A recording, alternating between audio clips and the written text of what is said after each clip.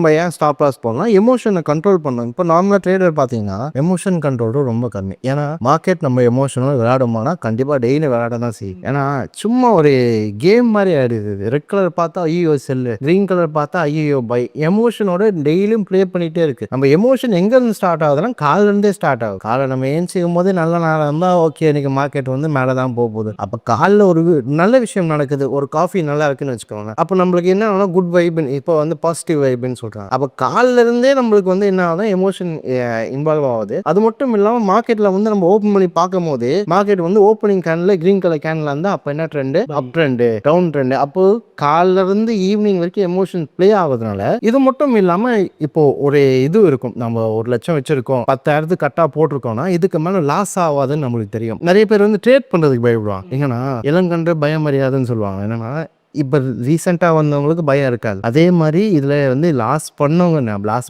பண்ணி பழகினவங்களுக்கும் பயம் இருக்காது. ஆனால் இந்த நடுவில் இருப்பாங்களே, என்னன்னா ஐயோ ஒரு ட்ரேட் போடுறதுக்கு ஒரு பயத்திலேயே போடுவாங்க. என்னதான் நிறைய அனலைஸ் பண்ணாலும் ஆப்போசிட்டாக போயிடுச்சுன்னா என்ன பண்ணுறது, லாஸ் ஆயிடுச்சுன்னா என்ன பண்ணுறது, அந்த மாதிரி பயப்படுறவங்களுக்கு நம்ம ஸ்டாப் லாஸ் போட்டோம்னா 10,000 ரூபாய் தான் லாஸ், இதுக்கு மேலே ஆகாது. 10,000 ரூபான்றது ஒரு சும்மா ஒரு எக்ஸாம்பிள் சொல்கிறோம். நம்ம 1000 ரூபாய் வச்சுக்கலாம், 2,000 ரூபாய் வச்சுக்கலாம், 500 ரூபாய் வச்சுக்கலாம். அது நம்ம கேபிட்டலுக்கு ஏற்ற மாதிரி நம்ம வச்சுக்கலாம்.